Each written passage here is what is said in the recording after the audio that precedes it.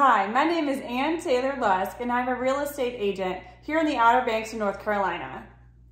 In today's video, we will talk about 1031 exchanges, specifically for residential property. So if you're looking to defer a capital gain on your next investment sale and want to know the ins and outs of the exchange process, then this video is for you. A 1031 exchange is a real estate investing tool that allows investors to swap out an investment property for a like property to defer capital gains that you otherwise would have to pay at the time of sale. A key feature of a 1031 exchange is that it is used for investment properties. It is not to be used for personal properties, so you cannot do a 1031 exchange on your primary home. A second key feature is that you cannot touch the funds of the relinquished property. Before the sale of your investment property, you will need to set up a qualified intermediary, also called a QI. The QI will hold the funds in escrow until the exchange is complete. Once you close on the relinquished property, you have up to 45 days to identify up to 3 properties for the exchange.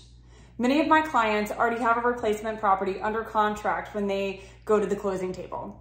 After you close on the relinquished property, you have up to 6 months or after your tax return is due, whichever is earlier, to close on the replacement property. Another point I want to make is that you don't necessarily have to swap a rental property for an identical rental property. Like kind generally means you're swapping one investment property for another investment property.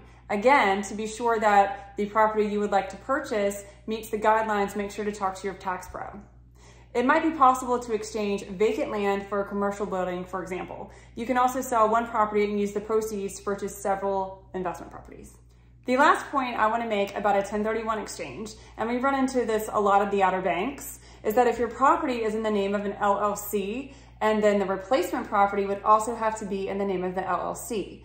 Where this becomes an issue is if you need a mortgage on the replacement property. So you're likely not going to get a mortgage in the name of the LLC. So in that instance, you most likely want to take the property, put it in your name 6 months prior to selling it. And then once you do the exchange, then you might want to wait a certain period of time and then put it back in an LLC. A 1031 exchange is a great way to defer those capital gains and potentially buy a rental property that either has a better return on investment or maybe is in a location like the Outer Banks that you may want to use as well. For more information, you can go to my website at anntaylorlusk.com or shoot me an email at anntaylorlusk@gmail.com.